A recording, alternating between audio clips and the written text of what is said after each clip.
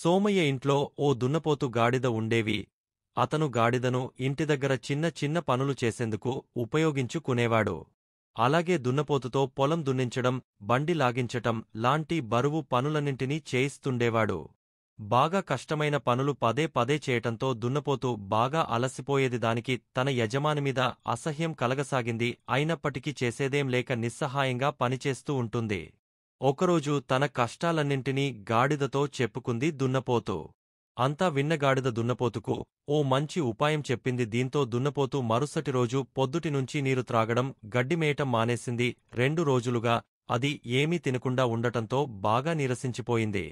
దున్నపోతుకు ఏదో జబ్బు చేసినట్లుందని భావించిన సోమయ్య దాన్ని పొలానికి తోలుకెళ్లడం మానేశాడు. అంతేగాకుండా గాడిదనే అన్ని పనులకు ఉపయోగించటం మొదలుపెట్టాడు. దున్నపోతుకు సాయం చేద్దామని ఉపాయం చెబితే నేనే అపాయంలో పడ్డానే, అది మాత్రం ఎంచక్కా విశ్రాంతి తీసుకుంటోంది, దానిపని కూడా నేనే చేయాల్సి వస్తోందని గాడిద వాపోయింది.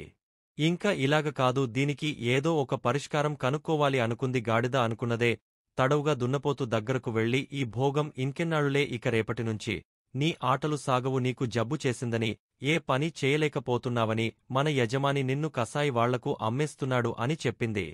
దీంతో ఖంగుతిన్న దున్నపోతు బుద్ధి తెచ్చుకుని తెల్లారగానే పొలానికి వెళ్ళిపోయింది. అలా చెబితేగాని దున్నపోతు కదలదని భావించిన గాడిద తెలివిగా అదనపు పనినుంచి తప్పించుకుంది. హమ్మయ్య, ఇకమీదట ఎవరిపని వాళ్లు చేసుకోవచ్చు, లేకపోతే తన ప్రాణానికొచ్చేదని నిట్టూర్చింది గాడిద. ఈ కథ ద్వారా మనం తెలుసుకున్న నీతి ఏంటంటే, ఎవరిపని వారే చేయాలి, ఉచిత సలహాలు ఇవ్వడం మానేయాలి. అలా చేస్తే ఉపాయం కాస్తా తమకే అపాయంగా మారుతుందని గ్రహించాలి.